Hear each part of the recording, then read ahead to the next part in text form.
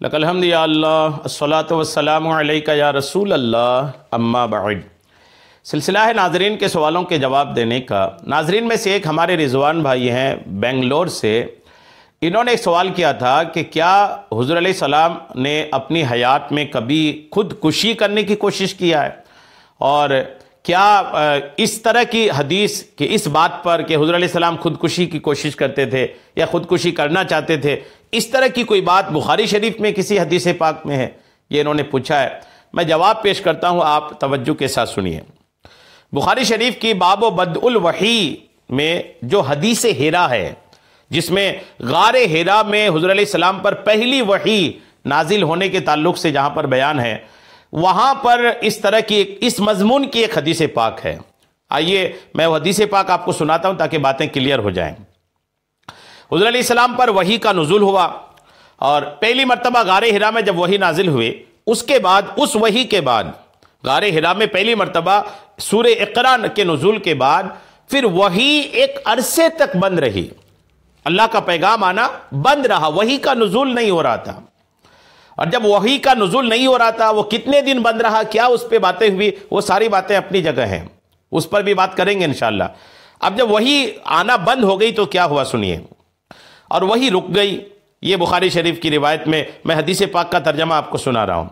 اور وحی رک گئی، پھر ایک عرصہ تک سلسلہ وحی منقطع رہا، ایک عرصہ تک، جس سے نبی کریم علیہ السلام کو اتنا غم لاحق ہوا وحی کے آنا بند ہونے کی وجہ سے، اور ایک عرصے تک وحی نہیں آنے کی وجہ سے حضور کو اتنا غم ہوا، حضور اتنے غمگین ہوئے، جیسا کہ ہمیں خبر پہنچی، غمگین بہت زیادہ ہوئے۔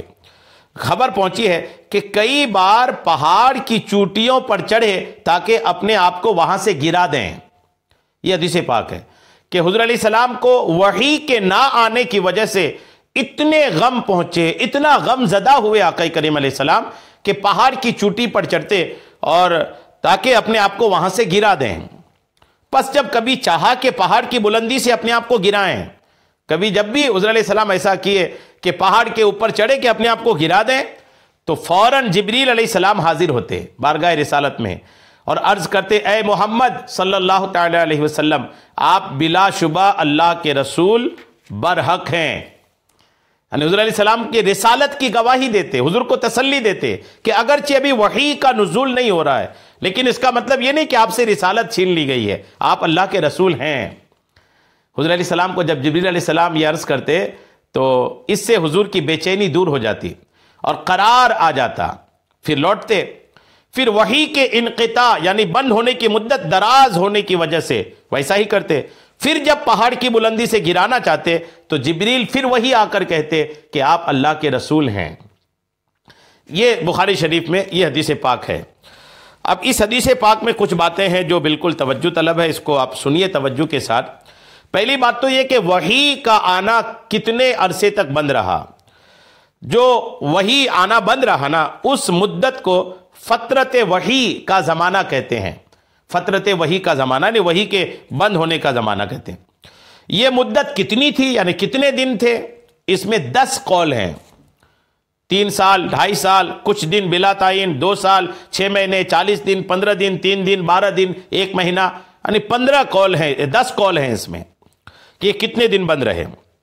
پھر یہ کہ علامہ عسقلانی وغیرہ نے اس تاخیر کی علت، اچھا یہ تاخیر کیوں ہوئی تھی، وحی آنے کے بعد یہ وحی بند کیوں ہو گئی تھی، تو علامہ ابن حجر عسقلانی رحمۃ اللہ تعالی علیہ کا یہ قول مفتی شریف الحق صاحب امجدی شارح بخاری رحمۃ اللہ تعالی علیہ نے لکھا ہے کہ علامہ عسقلانی وغیرہ نے اس تاخیر کی یعنی وحی بند ہونے کی علت یعنی وجہ یہ بتائی کہ ہیرا میں غار ہیرا میں نزول وحی سے قوا پر اثر جو پڑا وہ دور ہو جائے۔ پہلی وحی کے نزول کے وقت حضور علیہ السلام کو جو جسمانی تبدیلیاں، جسمانی پریشانیاں حضور علیہ السلام کو ہوئی تھی، اس سے حضور ابھر جائیں، اس سے باہر نکل جائیں، پھر دوسری بار وحی قبول کرنے کے لیے آپ کا بدن، آپ فٹنس کے حساب سے بھی تیار رہیں، اس کے لیے کچھ دنوں تک وحی بند رہی۔ اور شوق زیادہ سے زیادہ ہو جائے، کوئی چیز اچھی لگے اور وہ نہ ملے تو طلب بڑھ جاتی ہے، تو وحی کی طلب بڑھ جائے، اللہ سے ملاقات یا اللہ کریم علیہ السلام کے پیغام کی طلب بڑھ جائے، اس کے لیے بھی اللہ کریم نے وحی کو کچھ دنوں کے لیے روکا تھا۔ کچھ ہی دن تھا وہ، بعض نے 3 سال بھی کہا ہے، لیکن 3 سال کا قول بھی درست اس لیے سمجھ میں نہیں آتا کہ اس بیچ کئی لوگ مسلمان ہوئے، اور جب وحی کا نزول نہیں ہوا تو پھر اسلام قبول کرنے کا معاملہ کیا ہے؟ علماء نے اس پر کلام کیا ہے۔ اچھا، اب یہ کہ حضور علیہ السلام کو یہ اضطراب کیوں ہوتا تھا؟ حضور علیہ السلام خود کو پہاڑ کی چوٹی پر چڑھا کر گرانے کی کوشش کیوں کرتے تھے؟ یہ توجہ طلب بات ہے۔ شاید پہلی بار لوگ سنے تو پریشان ہو کہ آقا کریم علیہ السلام خود کو گرانے کی کوشش کیوں کرتے تھے؟ وجہ کیا تھی؟ سنیے۔ عرصے تک وحی رک جانے سے، ایک لمبے عرصے تک وحی مطلب اللہ کا کلام جو نازل ہوتا تھا، جیسے قرآن پاک، پورا قرآن اللہ کا وحی ہے، تو وحی یعنی قرآن کا نزول جو بند ہو گیا تھا، اس کی وجہ سے حضور علیہ السلام کو حزن و ملال یعنی غم اور اضطراب یعنی بے چینی کا پیدا ہو جانا، یہ ایک فطری بات ہے، نیچر ہے یہ، جس سے بہت لگاؤ ہو، ان کا پیغام آئے پھر اچانک بند سا ہو جائے تو فطری طور پر انسان میں یہ بات ہے کہ وہ بے چینی کا شکار ہو جائیں گے۔ اتنا عظیم منصب نبوت اور رسالت کا ملنے کے بعد عرصے تک وحی نہ آنے سے یہ اندیشہ سامنے کی بات ہے کہ کہیں ناراضگی کی بنا پر تو یہ رکاوٹ نہیں ہے۔ حضور علیہ السلام کو یہ بھی آ رہا تھا کہ کہیں ایسا تو نہیں اللہ کریم ناراض ہو گیا اور اپنا پیغام بھیجنا بند کر دیا۔ اور محبوب کی ناراضگی کتنی جان لیوا ہوتی ہے یہ تو محبوب کو ہی پتا ہے، یہ صرف ارباب محبت جانتے ہیں۔ پھر جبکہ محبوب حقیقی ہو تو اس کا رد عمل کتنا شدید ہوگا۔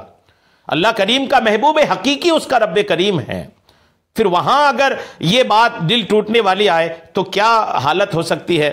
یہ ہر شخص پر، ہر عقل مند پر ظاہر ہے۔